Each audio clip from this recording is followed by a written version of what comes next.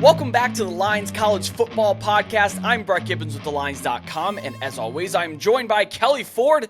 Kelley, we march onward to Week 6 already, talking the Saturday slate, but it's a good one, isn't it?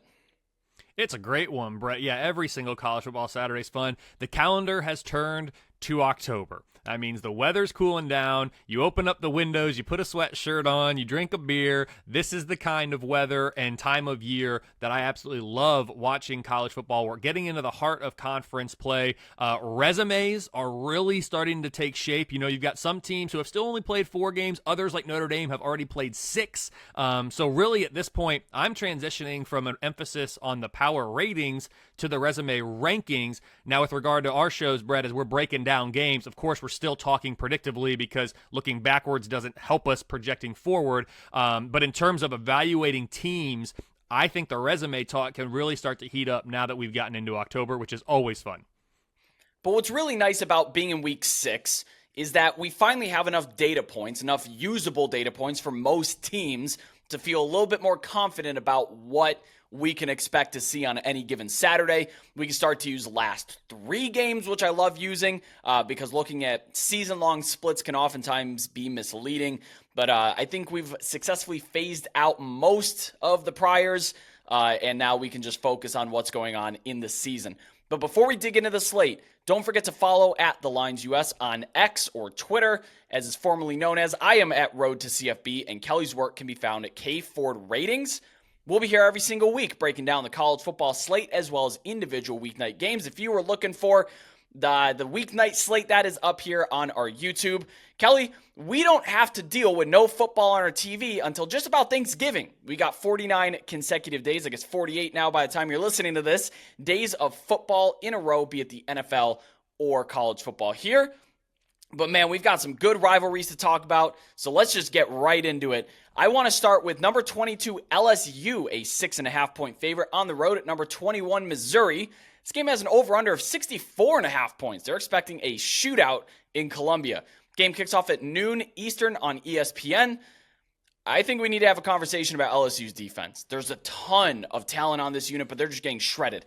I know this was a worry as early as week 1, but I hate how they're using Harold Perkins. They moved him to inside backer instead of just being an ears pinned back pass rusher, and that's kind of neutralized him. Now he has to think. Now he has more responsibilities instead of just doing what he does best. And if I had to do a little predicting here, I think he's going to fall in the NFL draft. He might have been a top 5, maybe even a top 10 draft prospect, but he may fall a little bit. And it could turn into a Micah Parsons situation where we kind of look back in a few years and be like, how on earth did this team get their hands on them at 11 or further? Just keep that in mind with Harold Perkins as we move forward. The defensive secondary, though, that's the primary issue with LSU. The teams are also able to line up and run it straight at them with success anyway. We saw Ole Miss do that in that big-time shootout last week. They're 117th in PFF's coverage grade. Kelley, that's around teams like Oklahoma State, Michigan State, and Baylor. Not company that you want to be sharing if you're LSU at this point in the season. And having issues in the secondary, not ideal against the man lined up across the field from them, Luther Burden. His 4.78 yards per route run is 3rd best in the country. He's primarily a slot receiver, and slot coverage for LSU has just been an issue. Nobody active currently is allowing under a 100 quarterback rating when targeted out of the slot. I know that's in the weeds, but hey, if you're not here for in the weeds coverage of these college football games, this probably isn't the podcast for you. Only 3 quarterbacks this season, Kelley, have 10 or more touchdown passes with no interceptions. We have Sam Hartman, we have Cam Ward, and as everyone expected, Brady Cook. He's top 10 in completion rate at 74%, 11 touchdowns, no picks. He has 11 what they call big-time throws and just 2 turnover-worthy plays. The Missouri offensive line has been playing really well, too. They're 3rd in run block grades, 14th in pass block grades per PFF, so they're keeping them clean. It's easy to succeed when you can sit behind a pretty good offensive line. Across the way, Jayden Daniels, you know the name. He's been playing at a very high level as well. He's 3rd in yards nationally, 16 touchdowns. That is tied for the 2nd most. And then Brian Thomas. We talked about Malik Neighbors all preseason. He was an all-SEC, all-American, everything. But Brian Thomas has really been the breakout for LSU this season. His 8 touchdowns is tied for the most nationally, and he's got a perfect passer rating when targeted so far. So when you go to Brian Thomas, good things happen.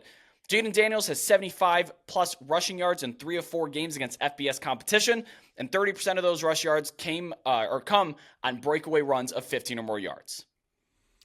Yeah, Brett, using my most deserving rankings, this game is a 2-loss, unranked SEC team on the road at an undefeated number 13, again, most deserving rankings, SEC team. On the surface, you'd assume that the undefeated home team is the favorite, but as I talked about in the open, this is a very classic rating versus ranking game. I have LSU minus 8.5 in this one. It's a 73% win expectancy. At number 14, LSU is my highest power-rated 2-loss team, 1 spot ahead of Clemson. The offense has been genuinely awesome this year. You touched on it a little bit. They rank number 4 nationally by my numbers. But holy cow, Brett, yes, the story of LSU is this defense. I talked about it last week before picking Ole Miss to win the game outright against LSU. It continues to be an issue, giving up over 700 yards to to Ole Miss this past week, excuse me. The LSU defense is now an astonishingly bad number 73 in my unit rankings, Brett. Oh my yes, goodness. I know, man. Yes, this LSU team has faced 2 top 15 offenses away from home this season. That needs to be noted. But number 73, like you said, there is way too much talent on this unit to be ranked that poorly. It's ridiculous. It needs to be fixed. There's no excuse for that. LSU should never be number 73 on the defensive side of the ball. And more bad news, LSU has 0.9 fewer wins than expected by my preseason numbers or expectations for the number 5 power-rated team coming into the year. That's number 109 nationally. The good news, though, for LSU, Missouri isn't Ole Miss. Boosted by a home win against Kansas State and a neutral site win against Memphis, Missouri is now number 13 in my most deserving rankings, as I mentioned earlier. There's only a 45% chance that the average top 25 team would be 5-0 against the Tiger schedule. That's 9th best nationally. So the resume is really good. Missouri has 1.3 more wins than expected through week 5. That's number 15 on my overachievers list. All that's great, but from a predictive side, Missouri's number 36 nationally.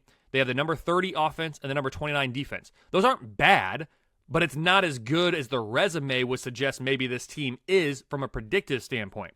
Even with 5 wins already on the board, Brett, my numbers are projecting just 7.6 regular season wins on average here for the Tigers. My model thinks Missouri is going to score points, and the fact that this game is in Columbia, it gives Missouri a puncher's chance. But LSU is the stronger team, at least on paper. And bottom line, my numbers have LSU minus 8.5. It's a 27% chance that Missouri is one of only 2 remaining undefeated SEC teams after this weekend. What does this game do to the conference, the race to win the 2 divisions? LSU out of the West, Missouri in the East. Currently, LSU has an 11% chance to make it to Atlanta. If they win, it only bumps up to a 13% chance. If they lose, you might as well call them out of it. It's down to a 2%.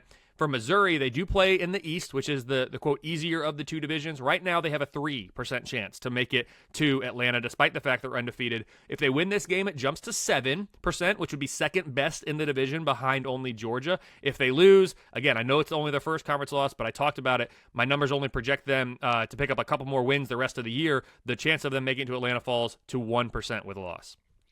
I was at first surprised to hear you say that you're projecting just 7.6 wins on their schedule, 5 already on the board. But looking at it, LSU this week at Kentucky, South Carolina, that's probably one of those. Bye week at Georgia, Tennessee. They host Florida at Arkansas. So yeah, the meat of their schedule is still very much ahead for this team. Eli Drinkowitz, if we're talking about records here, he's just 2-9 against AP top 25 opponents. Granted, this is probably the best team he's ever had in Columbia. So, you give and take. You play in the SEC is what it is. You kind of take your lumps there. But 2-9, not quite the record you want to see against AP top 25. I'm sorry, he's now 3-9 because they had beaten Kansas State earlier this year. Sorry, I was trying to steal one from him. This total has been bet up from 58.5 at open. That was just a bad line. We're talking 64.5 now. It's risen a full touchdown, sans the extra point there. So if you're looking to fade the market, I don't know that I'd be fading the market in the total with LSU having the defense that they have here. All right, this is the big one. This is the one of the best games every single year. We got the Red River Showdown, as it's now called. We have number 12 Oklahoma against number 3 Texas. The Longhorns are 6.5-point favorites and an over-under of 60.5 points. They, of course, play this in a neutral site, Dallas, at the Cotton Bowl. Texas leads the all-time series 63-50-5, but Oklahoma's won 4 of the last 5. This game kicks off at noon Eastern on ABC. And if we're talking motivation, just in case there was a lack of it in one of college football's best rivalries, is definitely Oklahoma trying to revenge that 49-0 embarrassment from last year, their worst ever loss in the rivalry's history. Over 100 years, they just got their doors blown off. We all watched it last year. I think that was surprising. That was before we knew Oklahoma was not great. But even so, it was still shocking, I think, to everybody watching. I think we're going to learn a lot about Oklahoma's run defense in this game. They haven't given up an 80-yard rusher this season, and they're third in EPA per rush. But they go against the Texas run game, which is extremely, extremely explosive. It's unlike anything that they've gone against this year. Jonathan Brooks has 3 straight 100-yard rushing games, including going for 218 last week. Texas' rushing game is more explosive than efficient, but explosive plays were the name of the game last year. So can Oklahoma bottle that up? If they can't, we may be in for another track meet, and I don't know that it's going to go the Sooners' way. They need to be able to slow us down, cap the explosives for Texas, and that's how they're going to keep it within reason here. Dillon Gabriel has been very good, but he struggles significantly against pressure. And I always hate when you're watching a game and they say the keys to the game, get pressure on the quarterback. Well, of course, or the famous, pressure Tom Brady with 4. Well, great. If we could all do that, that'd be great. But it really is a stark difference with Dillon Gabriel. He has just a 54% adjusted completion rate that accounts for drops and throwaways, 3 turnover-worthy plays, and 2 picks while pressured. He has just 1 throwaway on 27 attempts. So what that tells you is that he's not just getting rid of it. Instead, he's looking downfield. He has a 15.5 average depth of target, which is the second highest in the Big 12. So when he's feeling pressure, he's like, okay, somebody down there, just go get it, and just fires it, and it is not a high success rate on plays there. On the defense here for Texas, Tavondre Sweat and Byron Murphy have been very good at defeating blocks and getting after the quarterback. The interior offensive line for Oklahoma is pretty sound, but teams have gotten pressures, sending stunts and blitzing off the edge and isolating their running backs in a pass pro. And those running backs have not been doing a very good job. 22.2% of pressure on Oklahoma has come from non-offensive linemen so far this year, and not Dillon Gabriel himself as well. When Alabama couldn't throw the ball downfield on Texas, the defense thrived, and it really bottled up that offense. So if Oklahoma isn't able to get those explosives and match Texas's explosives, we may be in for, well, let's just say 6.5 may not be quite enough. You got me primed and ready here, Brett. This is the game of the week. It's possibly the game of the year. With a watchability score of 9.8 out of 10, the Red River Shootout is my number 2 game on my list of best regular season games, behind only Penn State at Ohio State in Week 8. This has the makings of a great one. Before I dive into the predictive elements, though, which is what we need to look at to pick the game, of course, I want to take a quick look at the resumes. I said we're in October. These resumes have taken shape, and these 2 teams in particular have really good resumes. Texas is my number 1 team in the most deserving rankings. Thanks largely to the win in Tuscaloosa, there's only a 9% chance that the average top 25 team would be 5-0 against the Longhorn schedule. That's best in the nation. Furthermore, Texas has outscored its opponents by 11.1 points per game more than would be expected of the average top 25 team against the Longhorn schedule. That's 6th best in the country. All told, Texas has 1.1 more wins than projected through 5 weeks. On the other side, the Sooners are number 7 in my most deserving rankings. Oklahoma's outscoring its opponents by 18.4 points per game more than would be expected of the average top 25 team against that Sooners schedule. That's best in the country. And while it is fair to question the schedule difficulty that Oklahoma has faced to this point, there is still just a 50% chance that the average top 25 team would be 5-0 against the Sooner schedule. So all of that's the resumes. That's good context to see what these teams have done to this point. But for looking forward, Brett, my model has it Oklahoma minus 1.5. It's a 55% win expectancy for the Sooners. I don't know, man. I honestly don't know how I feel about it. Well, let's talk about that really quick, because Oklahoma has really, really been favored in not just your model, but a lot of models. Like a lot of the respective models I see, Oklahoma's just shot up the list. They have, and I don't know how I feel about it, to be honest. Like in my gut, I'm kind of thinking I think Texas is the better team, but hey, I have the model for a reason. It's to try to filter out these biases. It's to try to, look at it objectively through just the data. I'm telling you what the numbers say right now. They say Oklahoma -1.5. It's 55% win expectancy, like I said. Brett, you said they've shot up the ratings for me and for a lot of others. No team has been upgraded by my model more during the season than Oklahoma. The Sooners are up 9.9 points compared to the preseason. They've risen from number 14 in the preseason to now a season-best number 2 in my power ratings. They're the number 2 power-rated team for me. Makes me a little nervous, but man, this team's looked really good. I mean, as expected, the offense has been terrific. They've risen from number 9 to number 5. That's the best in the Big 12.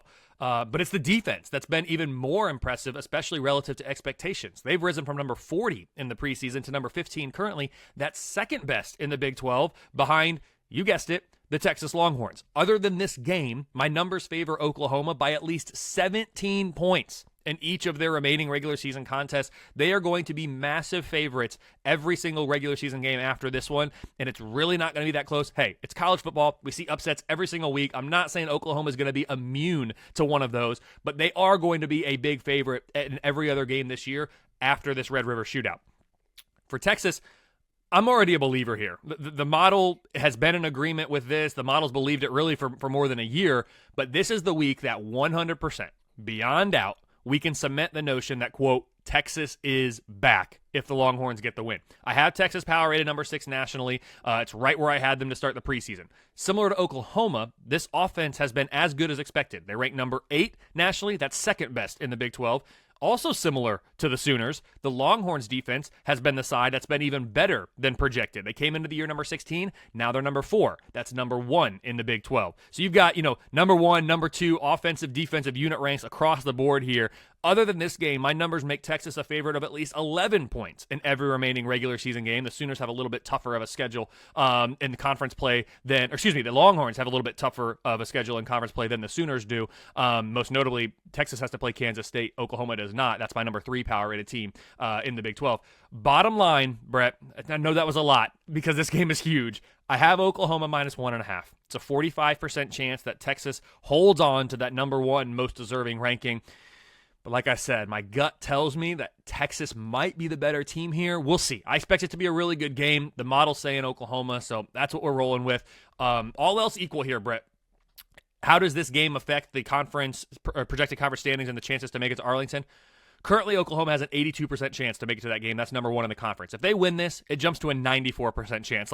Just Sharpie them in. Oklahoma's going to make it to Arlington if they win this game. I'm pretty darn confident in that. With a loss, Oklahoma actually still has the second best chance to make it to Arlington. Again, it's because their projected strength and the projected relative ease of their schedule compared to some of the other contenders. It's a 67% chance for Oklahoma to make it to that game if they lose it here. Texas, right now they're at 69%. That's second best in the country. With a win, it jumps up to 87%. So again, almost 9 out of 10, almost a virtual lock. With a loss, Texas does stay second, but it's much closer. They drop to a 56% chance to make it, almost a 50-50 proposition. Again, they have a tougher schedule. They got to play Kansas State and some others on there that Oklahoma misses, and then Texas will have, of course, one loss in conference play if they lose this one. So either way, these two teams are going to stay the favorites going into Arlington after this week.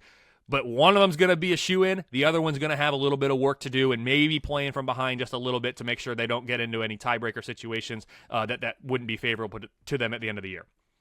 So, look, I just trust more with Texas. I've seen them do it in high-pressure situations already. I haven't really seen Oklahoma do it in a high-pressure situation, but the models, they love the Sooners. My weighted aggregated power ratings have Oklahoma number 2 behind Ohio State by a half point. They're a half point off the number 1. That said, you have to look at their strength of schedule. I think it's a very underrated aspect to handicapping games here. Oklahoma so far, according to FPI, has played the 82nd ranked schedule nationally, and they have the 30th ranked schedule moving forward. Texas, on the other hand, has played the 16th most difficult schedule and have the 15th most difficult left on tap. So I can't get behind the Sooners. I can't get behind them at 7. I can't get behind them at 6.5. This is all Texas for me. That's the only way that I'm betting. But I am being patient because I do not believe that this will hit 7. Because I think if it does, there's going to be a lot of resistance for Oklahoma, and it'll probably bounce right back. So I don't think we'll hit that 7. And the thing is if I had a model that I could absolutely blindly bet everything and not be information-based betting and matchup-based betting, I wouldn't be here. You wouldn't hear me speaking of the model. That model wouldn't exist. So it's just for reference. That's why I can't get behind the model's rating of the Sooners, and I can't get behind its projection of this game. So using my information of what I've seen and what I trust and strength of schedule, it's Texas or nothing for me. The only official play that I have on this game right now, I went to A.D. Mitchell, Texas wide receiver, over 4.5 receptions. You can find that at plus 144 at FanDuel. It's one of my favorite that I found here on the slate. So the focus goes to Xavier Worthy, who of course is the All-American and the top target on Texas. But A.D. Mitchell actually leads the team in touchdown receptions and has only 3 fewer targets on the season. And if you look at Xavier Worthy's prop for 4.5 receptions, it's very heavily juiced to the over, whereas A.D. Mitchell's is very heavily juiced to the under, despite their target share really kind of being the same. And when you have that focus on the top guy, I always like to look to the second guy to get production, because they just Oklahoma's talented, but they don't have the assets to be able to cover all the guys. And Jordan Whittington, too. You can even look at that when his props do drop. But at the time of recording here, I only saw numbers for Xavier Worthy and A.D. Mitchell. So that's my logic behind that. A.D. Mitchell over 4.5 receptions. And then if we're betting aside here, I would lean Texas or nothing. Okay, that was a great one. But hey, we've still got a lot of good ones on tap. Specifically, number 13, Washington State on the road at UCLA. The Bruins are now 3.5-point home favorites, and this one carries an over-under 59 points. It kicks off at 3 p.m. Eastern on Pac-12 Network. Guess we're not watching it. At least I'm not watching it. It's going to be a hot one here. It's going to be a hot one here in Pasadena. I had to triple check this to make sure that I wasn't getting the temperature on the other side of the mountains. No, highs are going to be in the low 90s here, Kelly, in Los Angeles for an crisp October afternoon here for you.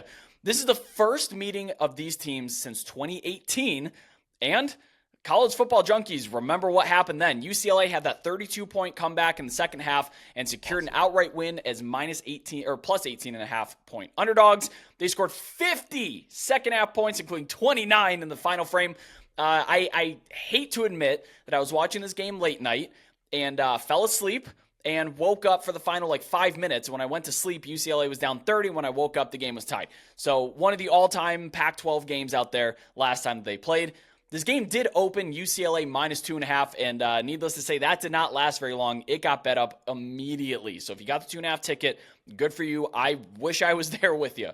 This also opened with a 66.5 total, and that got moved down a whole touchdown. Whoops. We'll see after the fact. Maybe the books can go back and laugh, but to me, it seems like there were just two massively mispriced numbers on this game. You're dealing with a couple high-tempo teams. UCLA is 12th in pace. Wazoo is 47th in pace. But UCLA also has a very, very good defense. They're first in early down EPA. They're second against the run. Cam Ward, though, he finally gets a real offensive coordinator. Ben Arbuckle comes in and turns him into the prolific passer that we believed he was before last season. I do feel kind of badly that it didn't work out with his old offensive coordinator from Incarnate Word that came up to Washington State, but it just didn't. He was pretty ineffective last year. And as I mentioned earlier in the episode, he's one of 3 quarterbacks with 10 or more touchdown passes and no picks. That's 13 touchdown passes, no interceptions, plus a 75% completion rate. Now, they will be without leading wide receiver Lincoln Victor. He's injured. He's not playing. That's already been confirmed. Josh Kelly, on the other hand, has emerged as a playmaker. He had that stellar one-handed grab a couple of weeks back, if you remember watching that one, maybe on Twitter if you didn't see it live. But Washington State is 105th in rushing success rate allowed and 105th in tackling. Now, UCLA has a running back named Carson Steele, who happens to be picking up 4.78 yards after contact. That's 11th best nationally. And they also have a second punch in TJ Harden, who's just been awesome. He's been a great compliment this year at 7.4 yards per attempt. These two are splitting the backfield almost evenly. Keeping Dante Moore clean has been the biggest issue for UCLA, though. He was sacked 7 times against Utah and 4 other times in their 2 other FBS games, including against Coastal Carolina. Yikes. Not great. The big issue has been the left side of the offensive line. 42% of pressures come from the left tackle and the left guard. Teams know that. They're starting to attack that. You saw it in that Utah game. Washington State, though, they're only 84th in sack rate, so they're not putting out the biggest, the best pass rush out there. But something has to give. Somebody's going to improve their numbers in this game, be it Washington State's pass rush or UCLA's offensive line. I want to know if Utah put the tape out there. Rush that left side of the line, force Dante Moore to bail early and run into sacks. It's a very freshman thing that he does, is he runs directly into pressure sometimes. So that's what I'm looking for early in this game. But what do your numbers say about this one? Yeah, but I have UCLA -6. It's a 66% win expectancy. You touched on a couple of things there at the beginning. Pac-12 Network, I've even tweeted about this. Like, the only good thing about the demise of the Pac-12, and I do mean the only good thing, is that we lose the Pac-12 Network. It's like, it stinks that it's not available to so much of the country, including myself and you and other massive college football fans who would absolutely watch these games if we just had the option to. I don't even think like I can purchase the Pac-12 Network as far as I know in the area in which I live. Like, I don't think it's an option. So that is the only good thing that I'm excited about for 2024 and the no longer having the Pac-12 or the Pac-12 as we know it, at least. The other thing, I opened this episode by talking about, it's October, we got cool weather, it's college football season, open those windows, put on the sweatshirts, and you're like, yeah, no, it's going to be in the 90s or this one. Like, yikes, guys, what's going on? We got to cool things off here. I get it's LA, well, but it's going to be 20 degrees cooler in Texas than it is in Los Angeles. I know. I'm not a fan of that. Hey, listen, Southern California, you guys got great weather and all that. I get it, but man, it shouldn't be 90 degrees in October anywhere in the U.S. Anyway, UCLA -6. The UCLA offense has been slightly worse than expected. They've fallen from number 13 to number 25 for me. But the Bruins defense has been much better than expected. They've risen from number 66 to what's a very strong number 14 now. That's second best in the Pac-12 by my numbers. I've been very impressed by the Bruins defense. As a result of those movements, UCLA's power rating is a field goal better now compared to the preseason. Projected as an underdog in only 2 remaining games. That would be at Oregon State and at USC. The Bruins now have a 49% chance to win at least 9 regular season games. We talked about it coming into the year. The UCLA schedule wasn't quite as difficult as some of the other ones out there. They now have nearly a 50% chance to make it to 9+ regular season wins. On the other side, Washington State has been one of the most pleasant surprises from a conference full of pleasant surprises. At number 8 in my most deserving rankings, there's only a 43% chance that the average top 25 team would be 4-0 against Washington's schedule. The unexpected wins against Wisconsin and Oregon State, I mean, they were projected underdogs by both of those by my numbers, have the Cougars number 6 in my overachievers list with 1.7 more wins than expected through week 5. The defense has improved from number 41 to number 22. The offense has improved even more from number 58 to number 17. So good improvement, good resume for Washington State. All that said, I have UCLA as the slightly better team, and this game is at the Rose Bowl. Bottom line, I have UCLA -6, 34% chance that Washington State moves to 2-0 in conference play. Listen, it's really a 3-team race in the Pac-12 by the numbers right now. I will say that the winner of this game will have the 4th best odds to make it to the Pac-12 championship game. If UCLA wins, it's 12%. If Washington State wins, it's a 17%. But everybody's looking up right now at Oregon, Washington, and USC. Now, those teams all have to play each other, so they're going to pick up some losses, and it opens the door potentially, but it's not quite a full 4-team race just yet. The winner here is best position, though, by my numbers, Brett. So Sagarin's current home field advantage, which I love using it because he adjusts it as the year goes on, he's putting in about 2.28 points for this week. And I know the spread's 3.5, but boy, the not being played in Pullman is what that's the way I'd bet. I would bet the home team no matter what's going on here. If Washington State was at home, this would be a very, very, very different conversation, in my opinion. Due to the propensity to take sacks well behind the line of scrimmage, I mean, moving just completely into pressure. Again, it's a freshman thing. It's Dante Moore. He's going to learn from that. I'd look to bet under his rushing yards if it's offered. I hate the fact that sacks factor into rushing yards in college. Like, get rid of that. What are we doing? But it is advantageous in situations like this if you're trying to bet under quarterback rushing yards. Again, we'll see what they give it to us, if they give it to us at all. Outside of that, he has 7 rushes for 16 yards on non-sack attempts. So he's not exactly the biggest threat with his wheels. If this was in Pullman, I'd be all over Washington State. But the fact that it's in Pasadena, I can't bet it north of 3. I just can't. If I can get a 3, I'll gladly go back in on UCLA. But this is a perfect example of rating versus ranking, because you have number 13 Washington State, an underdog and a growing one at that, on the road here against an unranked opponent. Okay, this episode is only about heavy hitters, Kelly. And this one absolutely holds its weight with the rest. We have USF on the road, a 3.5-point favorite at UAB. How about it? We have an over-under of 69 points, and this game kicks off at 4 p.m. Eastern on ESPN2. Now, the over took some money midweek. It was up from 66.5 in just about 24 to 36 hours here from Tuesday into Wednesday. I'm fully out on Trent Dilfer experience. Not that this was a shock to anybody, and not that I was going out on a limb saying I don't know what they're doing hiring Trent Dilfer, but yeah, turned out that we're kind of right about it. UAB is currently 1-4. He's a hothead. We all saw the clips. You know, those kind of outbursts are going to lose your staff and your roster really quickly. People aren't going to want to play or work for you. Not a good look whatsoever. It's disappointing to see what's happened to the school too, especially since Bill Clark left, because he built this program from nothing. They lost their football program, and Bill Clark came in and with his bare hands lifted it up and turned it into a very, very good program. They've invested in facilities. They built a new stadium and showed a commitment to this program since it relaunched. And then just to go ahead and detonate it like this, that's really disappointing for me to see. They're 128th in EPA per play on defense. Who could have seen that one coming when Dilfer hired his high school defensive coordinator? Nobody with any sort of collegiate coaching experience under their belts. On the other side, though, some positive stuff. USF, quarterback Byron Brown, he's been really dynamic as a rusher. He leads the team in rushing yards, has 5 touchdowns on the ground. Kelly, he's forced 24 missed tackles and has 4.3 yards after contact on average. That's the 6th most among quarterbacks nationally. But he also has 5 fumbles. We'll sweep that one under the rug. And he's also the 3rd most pressured quarterback with 81 pressures so far. UAB has given up long runs to quarterbacks in big chunk yards. They did so twice against Louisiana and gave up some work to Michael Pratt against Tulane here. So if you want to look at Byron Brown's rushing yards and take an over on that one, if it's, you know, I'm always wary over like 40, but if we can get 40 or under for that, I really have no idea what it'll come out to be when that comes out inevitably on probably like Friday.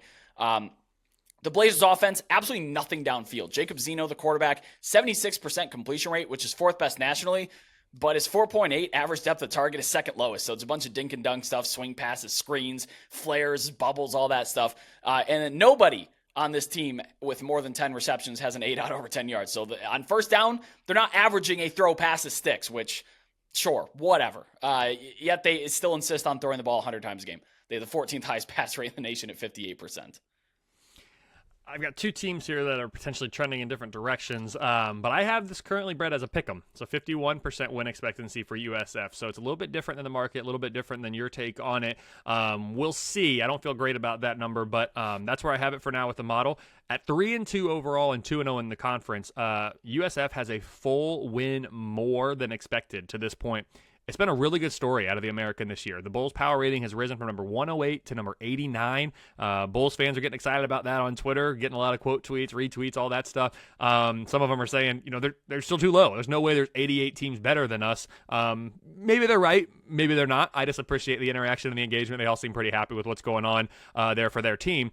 This improvement's due basically to the defense being much better than expected. I had this defense number 130 coming in the preseason, didn't really know what to make of them. They're now up to number 108, so still not good, but 20 plus spots higher than where you were. That's good improvement. If you do that year over year, you're going to be in a good spot. The offense has been what we expected. They've fallen slightly from 77 to 83. That's nothing too bad. The regular season win total has improved from 4.7 to 7.0, while the chances to go bowling have gone from just 30% in the preseason to 90% currently. USF certainly having a really good season. Wow.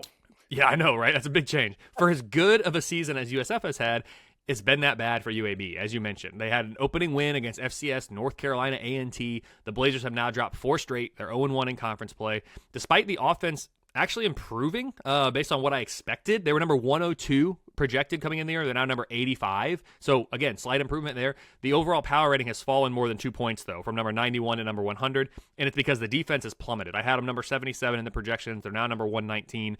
This game is in Birmingham. That's why the model makes it a pick 'em with a 49% chance for UAB to avoid the 5-game skid. Similar to the Pac-12, the AAC is pretty much a 3-team race. It's not quite as defined, but SMU, Tulane, Memphis, those are your favorites. USF sitting there number 4 right now with a 19% chance. If they win this game, it jumps up to a 28% chance. If they lose it, it drops to below 10%. UAB doesn't really have much of a say in that, at least as things are projecting right now. So USF needs a win to kind of keep pace with some of the major contenders there in the American by my numbers. Look, 90% chance to make a bowl game. Crazy. The remaining schedule's not bad. At UAB, they host FAU. They only play Memphis in the top 3 teams currently. They avoid SMU and Tulane. UTSA's on a down year. I know they're on the road there at UConn. They host Temple and Charlotte. Dude, this could be an 8-win team. Alex Galesh coming in and turning this thing around. 35% chance to reach 8+ to be exact. Absolutely, it could be an 8-win team this year. You've already banked 3. You're on your way. Yeah, and from 1-11 last year. I mean, come on. This 2-10 the year before. This is great. Look, this number opened extremely briefly at -2.5. That was gone in a flash, of course. That's something I would have loved to get in on. I would bet USF at -3 or better on the road if we end up getting that.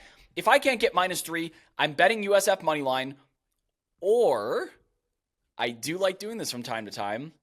I would dabble in alt lines. -6.5, maybe -9.5. See what kind of extra juice you can get on there. Look, UAB is a full-on fade for me. You can see teams that are not playing well, but are doing things to improve or get better.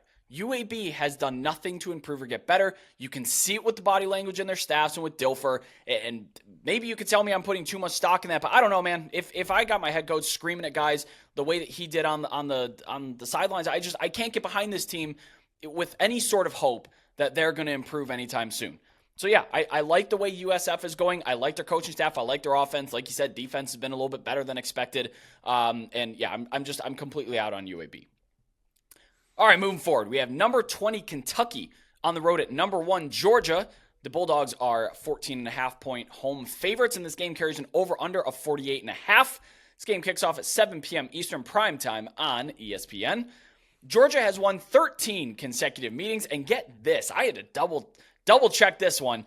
They've allowed one single offensive touchdown against Kentucky in the last 4 meetings. Uno. They haven't. Kentucky scored one offensive touchdown since 2018. Yet, Georgia's 0-4 against the spread in those games. It makes no sense, but it is true. Kentucky comes in after Ray Davis just rushed for 280 yards on Florida. That was one of the more surprising results of the weekend. Hey, guess what, Kelly? It was an unranked team favored over a team ranked between 20 and 25 with an outright win. So hey, should have followed my gut on that one. And, of course, Georgia on the other side, they edged out a win against rival Auburn. They allowed 219 yards on the ground. I do take stock in the fact that they allowed 219 on the ground. But, look, let's settle down with, well, they barely beat Auburn. Is Georgia even any good? Guys, this is the oldest rivalry in the SEC. These two teams hate each other. Of course, it's going to be played to a draw, especially on the road in Auburn. Jordan-Hare is not an easy place to play. So I don't take too much stock in the point differential and the game flow there. I think Auburn just played their butts off, but the 219 on the ground, that is something I'm looking into. That's actually more than they allowed in the first 3 FBS games combined. So, yeah, big day for the Tigers. Georgia is 20th in rushing success rate on defense. Kelly, when's the last time they dipped that low? They're usually 1, 2, or 3 at the absolute worst. I thought Liam Cohen would come into Kentucky and turn the UK offense around, but that just kind of hasn't been the case. It turns out you need a really good offensive line to compete in the SEC, and their offensive line is good, but it's not as good as it was in 2021 contending for the Joe Moore Award. Their biggest issue right now for the Wildcats, 40% success rate on 3rd and 4th downs. That's 86th nationally. And Georgia, on the other hand, is 9th in late down success rate allowed. Being able to stuff opponents on late downs gives you more of a confidence to punt the ball away when you have a lead and trust your defense rather than going for it. And look, those are words I almost never say. I'm big into go for it. You get an extra down, especially in close games like that. But when you have a defense that can get off the field on 3rd and 4th downs, it gives you more confidence to punt. Based on game flow, Georgia minus 14.5, you expect a lead. Maybe it's still competitive. I'd actually lean under 23.5 second half points. Seems like where Georgia can get the ball, move it on late downs, stop, get Kentucky off the field and kind of milk that clock. On the other side, on offense, Georgia has minus 8.6% rush rate over expected. Have to give a shout out to Parker Fleming at Stats of War on Twitter, who shares these excellent breakdowns. That includes rush rate over expected. That's where I pulled that from. That is the 18th lowest in the country. So they're actually throwing it much more than anticipated. Their backs have been banged up. You saw it against Auburn that, who did they go to when the game was online? Brock Bowers. Let's get the Heisman talk going, not just because I have a 75-1 ticket on that, but because he genuinely is one of the better players in the country. Ladd McConkey returned for them last week. DeJuan Edwards looked really strong after missing some time. He got in the end zone. So Georgia is getting healthier. And Brett, you talked about Brock Bowers there, and yeah, man, I remember we talked about him in the preseason. As you know, if you're looking for someone who position that hasn't won it before, someone a little off the radar, you can get better odds on. We thought we knew he was going to be the best player on what we thought was maybe going to be the best team. Maybe they're not the best team, but they're still an undefeated, two-time defending national champion. Heisman voters like to do something new, maybe. Yeah, he's certainly playing like a top 5, top 10 NFL pick, and I know he plays tight end. It's not a premium position. I think he'll probably go in the top end of the first round because he has been that good. I have Georgia minus 15.5 in this one. It's an 87% win expectancy. While Georgia might be number 1 in the AP poll, Brett, I have the Bulldogs number 10 in my most deserving rankings. They currently grade out number 11 in record achievement and number 13 in relative scoring margin. They were number 18 last week, so the win at Auburn certainly bolstered that resume a little bit. From a power rating perspective, though, which is more important here, Georgia has been downgraded a full touchdown since the preseason. That's the 5th largest decrease in power ratings in the FBS. Baylor and Pitt are the only Power 5 teams whose power rating has fallen further this season, Brett, for me in the model. Georgia's currently power rated at season lows across the board. 7th overall, 12th on offense, 9th on defense. You talk about when's the last time we saw this Georgia defense where they are. Like, yeah, it's not been great for Georgia relative to how good this team has been each of the last 2 years. Now, the good news for Georgia is they don't have to be better than the 2 teams that they've been the last 2 years. They just have to be better than the teams that are on their schedule this year. And as things stand right now, the numbers still project them to be just that. In the preseason, though, there wasn't a single regular season game in which my numbers made Georgia a single-digit favorite. Now, the Week 11 game in Athens against Ole Miss and the Week 12 game in Knoxville, both have projected spreads of less than a touchdown. Georgia's still a favorite, but it's not just single digits, it's less than a touchdown. It is fair to question the schedule difficulty for Kentucky to date, as the Wildcats have jumped out to that 5-0 start. Their first 3-game winning streak against Florida in more than 70 years. How about it? Hey, yeah, celebrate it, Kentucky fans. What you got going on, people have said this, and I believe it. Mark Stoops has one of the best jobs in America. You get paid like an SEC football head coach. Your expectation is not that of the typical SEC program, and you're not Vanderbilt. Like, you have the ability. We'll see how this changes as they get away from divisions. Kentucky, I would say, being in the East, you've had a better chance to rack up some conference wins. Let's see how that changes, if at all, as they move away from divisions in 24. But Stoops has one of the best jobs in the country because of those reasons, and he is certainly taking advantage of it. Kentucky does have 0.8 more wins than I projected at this point, but the schedule gets real starting this week. Only 2 remaining games. That's versus Missouri next week and at Mississippi State in Week 10 that my numbers project Kentucky as a favorite. With the number 12 defense nationally, Kentucky does present the stiffest test that Georgia has or will face on that side of the ball all regular season. The offense has been better than expected. They've risen from number 63 to number 47. But my model expects that to be the mismatch in this game that makes the difference. It's just not enough points in this one for the Kentucky offense by my numbers. The fact that they're on the road makes it all the more difficult here. I have Georgia minus 15.5. It's a 13% chance that Kentucky takes the lead in the SEC East. Here's an interesting, quirk about the numbers and how projections work moving forward, Brett. So pretty straightforward for Georgia. 79% chance to make it to Atlanta. That's by far the best in the East. If they win, it goes up to an 83% chance, which is still number 1.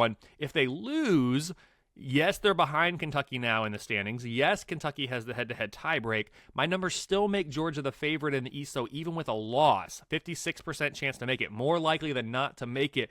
That has everything to do with the fact that Georgia projecting moving forward, their power rating projects them to be the favorite in these games. Kentucky, as I mentioned, they're not projected to be the favorite. Now, power ratings are going to change. If Kentucky pulls off the win here, Kentucky's most likely, unless it's the flukiest win of all time, Kentucky's power rating will rise and Georgia's will fall, given the discrepancy they have and what it would take for that outcome to happen.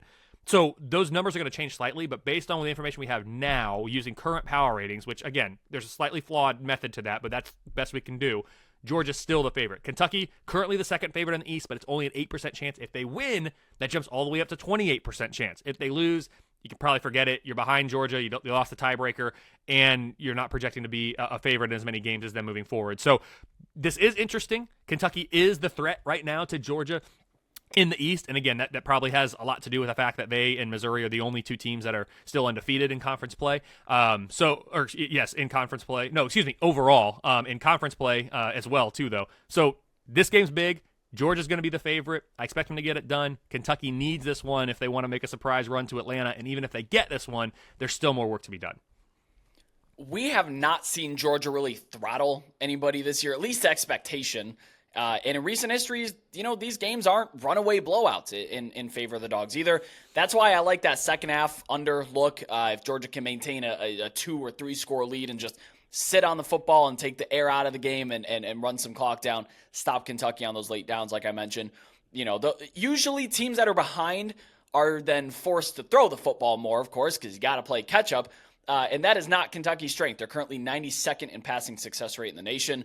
Find the 24 if you can for that second half, but I'd probably still take the 23.5. You can find it minus 105 at DraftKings. Moving forward to another ranked matchup, we have number 10 Notre Dame, a 6.5-point road favorite at Louisville, who is now coming in at 25. The game has an over-under 54.5 points, and it kicks off at 7:30 p.m. Eastern on ABC. Look, Notre Dame gets absolutely no time to breathe or rest or anything. This team, they got to be beat up, man. 2 last-second finishes, high electricity atmospheres, just like emotionally exhausted. But yeah, they get another one this week. Like I said, no time to rest here. I'm really, really interested to see how Notre Dame comes out of the gate, particularly first quarter, first couple of drives. It was slow in both first halves in the past 2 games for the Irish before they picked it up in the second halves. Story of the game so far for Notre Dame, missed opportunities, man. They run a slow pace, so when you miss opportunities, it hurts more disproportionately than teams that run faster paces and get more possessions. But an area of concern for Louisville, their offensive line just got blown up against NC State. 40% of their runs were stuffed at or behind the line of scrimmage for a gain of 0 or fewer, and 64% of those rushes were stopped at less than 2 yards. Jawar Jordan, who's just been a beast this year, you couldn't get anything going in the second level either. Against Notre Dame's defense, this is a real problem, Kelly. It really is. Ohio State had that 161-yard touchdown rush, but otherwise, just 65 total rushing yards. Duke had a 34-yard rush. It was the long for their running backs, but then the running backs went for 3.2 a carry outside of that. I'm taking Riley Leonard out because that's different, a lot of scrambles, stuff like that, and Jack Plummer's not really a rushing threat. So Notre Dame's been able to absolutely stuff offensive lines and bottle up run games, particularly from running backs. They want to force the ball into Plummer's hands. He has 6 interceptions on the year. He's had some accuracy issues this season. And Notre Dame, they counter Jamari Thrash really well. All-American Benjamin Morrison at corner, he's been playing out of his mind. They just held Marvin Harrison 3 for 32. Ohio State had to go elsewhere. They had to look to Emeka Egbuka. Fortunately, they had that. Louisville does not have an Emeka Egbuka on their team. So they're going to struggle to throw the ball as well. Louisville against Georgia Tech and Boston College, that's where they scored their points offensively. The problem is Georgia Tech and Boston College are 127th and dead last in defensive EPA, respectively. And then when they played Indiana and NC State, they struggled against those defenses. A little bit more creative, a little more physical, a little bit better. I have genuine concerns about the Cardinals' ability to score here. Yeah, I think that's fair, Brett. I have Notre Dame -7 in this one. It's a 69% win expectancy. The Irish have floated between number 10 and number 13 in my power ratings all season. I currently have Notre Dame number 11. The consistency here has been remarkable. They have the number 14 offense, the number 11 defense. There isn't a single game remaining in which my numbers make the Irish an underdog. There's a 17% chance that Notre Dame runs the table and finishes 11-1. With the number 13 record achievement, number 11 relative scoring margin, Notre Dame ranks number 12 in my most deserving metric. The Irish are absolutely still in the CFP conversation. They'll be hoping the Buckeyes can run the table in the Big Ten, and that could be a, quote, good loss, as the committee likes to call them. On the other side, it's been a dream start for Jeff Brom in his first year on the sidelines at his alma mater. The Cardinals are number 19 in my most deserving rankings, number 29 in the power ratings. They have the number 27 offense, number 26 defense. That said, the Irish do present the most difficult test for Louisville on both sides of the ball. It's not particularly close given what Louisville has faced to this point. Even though this game is in Louisville, my numbers suggest the Irish are going to be too much for the Cardinals on both sides of the ball. Brett, as you said, may be difficult for Louisville to score here. Bottom line, I have Notre Dame -7. It's a 31% chance that Louisville improves to 6-0 on the season, which would just be remarkable. They will certainly improve on their number 19 most deserving rank if the Cardinals are able to get the upset win here at home. I do want to harken back. You said they're still in the CFP conversation, and when you're dealing with the college football playoff in its current iteration, so this is the last year likely that we'll talk about this, you really have to be a one-loss team or you have to run the table. And Notre Dame's already got that one loss. So if you're considering betting them for the college football playoff, there's 2 ways to go about it. You can go find the current price to make the college football playoff, which is plus 750, or you can do a rolling parlay, which our editor, Steven Andres, loves rolling parlays. And oftentimes, mathematically, it makes more sense. So you bet them money line, you take the winnings from that, bet them money line, et cetera, et cetera, et cetera. And that way, if you lose, you're only losing about 1 unit on that one. Now, mathematically, it normally makes sense, except for the fact that Notre Dame is favored so heavily over their future opponents, except for Clemson, which may be a 6, maybe 3.5, whatever. Either way, the math actually comes out to the point where it actually makes more sense to bet the future right now than it does the rolling parlay. If they win this game, that number is going to crash. The plus 750 will not be available anymore. So jump on it now if you are serious about Notre Dame making the college football playoff. Now, my hesitation with betting that future is that Notre Dame does not have the conference championship. And I know that it does matter. And if they're on the verge, a one-loss team, and let's say a one-loss Washington or one-loss USC, and they're fighting that final spot, and one of those teams comes out and wins the Pac-12 championship, or they're fighting both that are both one-loss, and they're in the Pac-12 championship, the winner of that's probably going to jump Notre Dame. So that's the only reason I haven't bet it. They'll want it to be USC because the Irish will have beaten USC in this scenario. So they'll want USC to win the Pac-12. Now you've got that head-to-head tiebreak, which the committee would likely value. But yeah, just for the sake of confirmation, my numbers right now give Notre Dame a 10% chance to make the CFP. So take that for what it is. Yes, the threshold is high for a team that doesn't have the opportunity to make the conference or play for a conference championship. 11-1 is what you need. 17% chance to get that. A 10% chance to make the CFP. So that's how my numbers see it right now on early October. Everything I see about this game tells me that the under is a correct play. Slower pace from the favorite. Honest questions about how the faster-paced team scores, especially up front, except that the market is in 100% disagreement with me. It's been bet up from 48.5 to 54.5, and that gives me genuine cause for pause. I'm just like, how am I supposed to go against the market? Unless you've been paying attention to closing line value and the fact that the market's been getting absolutely dominated this year, myself included. Look, if this number hits 55, I'm betting under, cut and dry. It's the most frequent total in the last 5 years in college football, so it's going to take a lot to get up to that. I'm going to be patient. If the 55 doesn't show, I'm going to go against the market. I'm going to fade the steam. I'm going to take under 54.5 for this game. Okay, our last FBS game of the episode here. We have number 24, Fresno State, a 6-point favorite on the road at Wyoming. This game carries an over-under of 45.5 points. Game kicks off at 8 p.m. Eastern on Fox. Now, what's interesting about this is this flexed TCU Iowa State out of Fox. Like, they pushed them out of that window and replaced it.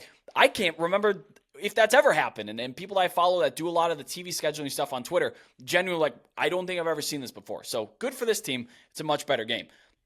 Look, Wyoming's 4-1, man. They have a win over Texas Tech, and their lone loss this season is Texas. Come on, this is a great record, in my opinion, here. Despite being depleted with injury and not being capable of attempting a forward pass still, Wyoming is finding ways to get it done one way or another, usually in thrilling victory. Wyoming has been outscored 47-0, though, in their last 2 meetings against Fresno State. And then they also lost 27-3 in 2018. So if you're doing the math there, they have not found the end zone since before 2018 against Fresno State. The biggest issue for the Cowboys this season is they can't keep the offense on the field on late downs, and they also can't get their defense off the field on late downs as well. They're converting under 29% of their third downs. That is 122nd nationally, and they're 97th in opposing third down conversion rate at almost 44%. Fresno is 17th in late down success rate, so keep in mind there that they're able to get off the field on third down. You can run the ball on Wyoming, unless you're Texas Tech for some reason. Not sure what happened there, but everybody else has been able to. They're 110th in yards per rush allowed. But Fresno doesn't run the football. They're minus 9.3% rush rate over expected. Again, shout out Stats War, Parker Fleming on Twitter there. Thanks for that. That's 14th lowest in the country, and they're 116th in rushing success rate, so not a lot of handoffs coming from Fresno State.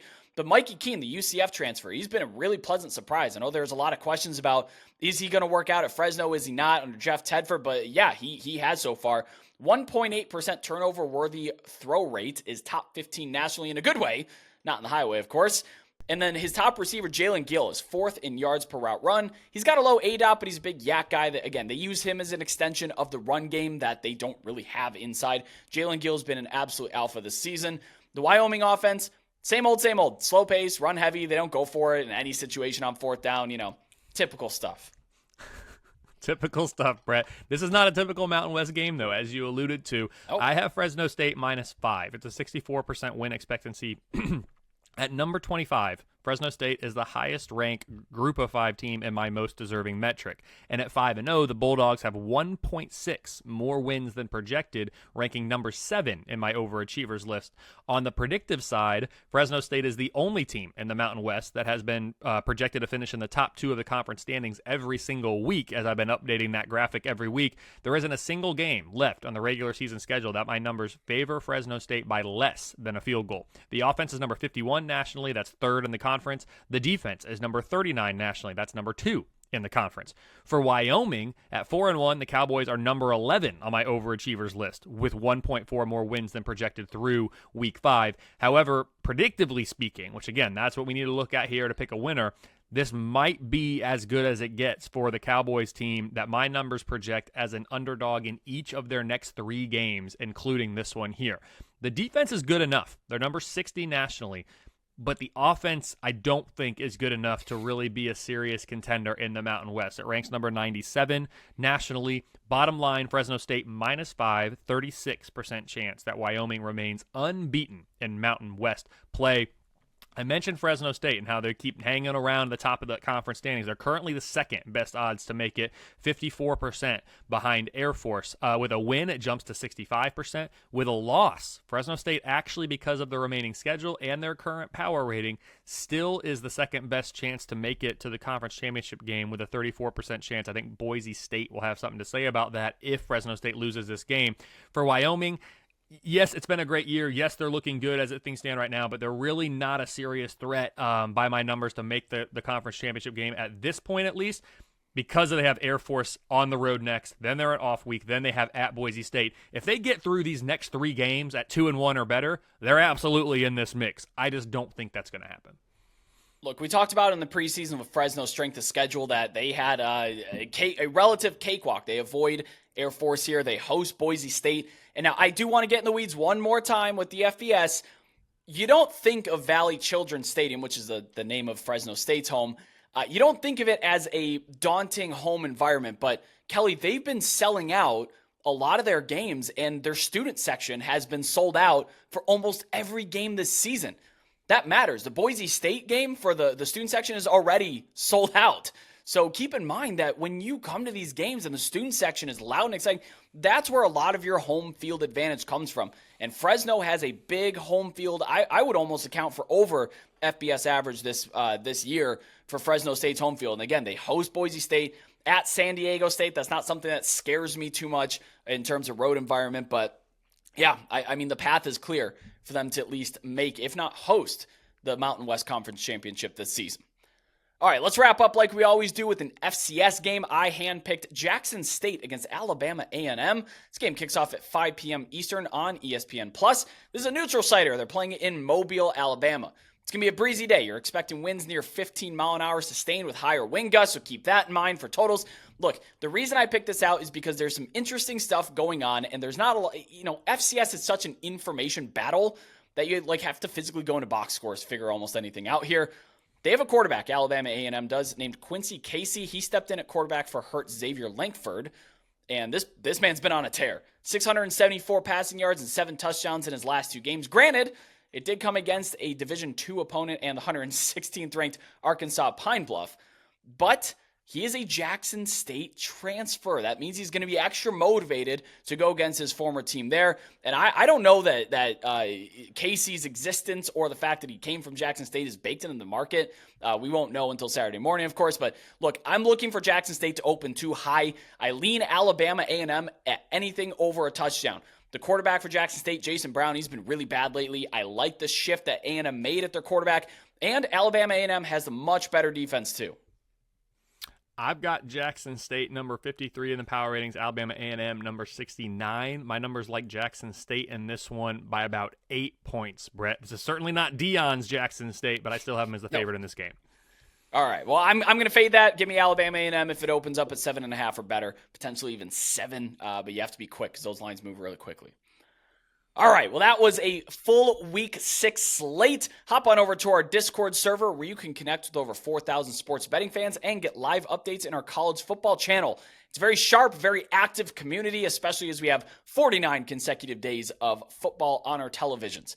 Don't forget to subscribe to Align's YouTube for weekly college football odds and betting videos all season long, and subscribe to us on your podcasting app of choice, be it Spotify, Apple Podcasts, or Google Podcasts. And the best way to help us grow and reach new betting fans is to drop us a good review. Let us know where you lean on each of these games down in the comments below. Kelly, before we close up shop, please let everybody know where they can find your work.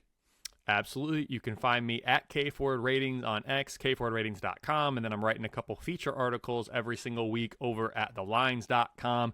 Top 2 watchability games, and then also how do my most deserving rankings compare to the AP poll. All of that over at thelines.com. I love that comparison one. That's one of my favorite articles come out each and every week. But thank you so much as always for watching. I am Brett Gibbons. That's Kelley Ford, and we'll see you all next time.